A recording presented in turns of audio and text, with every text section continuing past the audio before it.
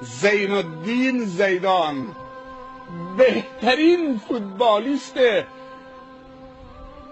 2002 تا 2006 معرفی شد، ولی یک حرکت زشتی آخرین لحظه انجام داد که کارت سرخ گرفت، از بازی فینال بیرون شد، فرانسه هم مغلوب شد و ایتالیا به ظاهر جام قهرمانی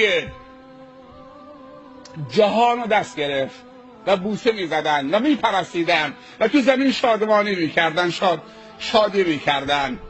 زین الدین زیدان با یک کارت سرخ اخراج شد. حرکتش خیلی زشت بود، اگر که مشاهده کردید، داور ندید اما کمک داور دید، منجر به اخراجش شد. چون حرکت ظاهرش زشت بود اخراجش کردن از بازی. بازی باید زیبا صورت بگیره.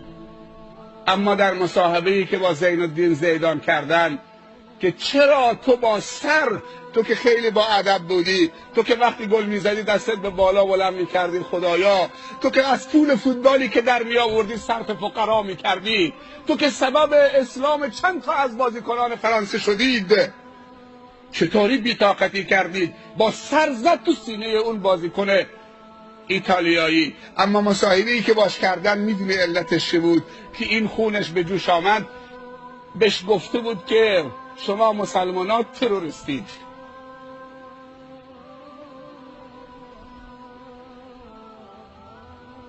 فوتبال رو فدا کرد، این کلمه غیرتش رو به جوش آورد.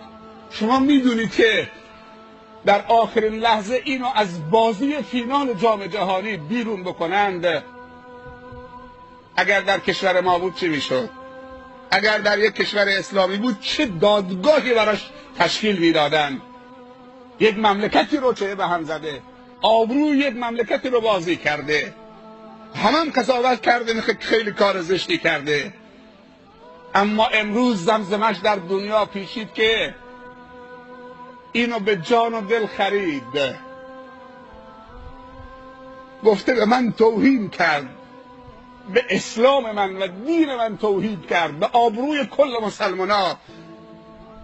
اون بازیکن ایتالیایی میگه برگشته به من گفته شما مسلمانا تروریستی. تو بازی من اول میخواستم ول کنم، اگر شخصی بود میزد لگد تو پامو منو به زمین میزد، مشکلی نبود. اهانت به دین من کرد.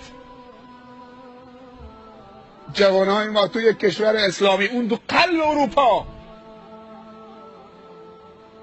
شاید نزدیک 1 میلیارد نفر بازی جام جهانی فینال رو تماشا میکردن، زنده و غیر زنده، از کانال های تلویزیونی. ولی برگشت سرش رو زد تو سینه‌اش، از زمین با افتخار آمد بیرون. بازم معرفیش کردن که این آقای گل و بهترین بازیکن دنیاست.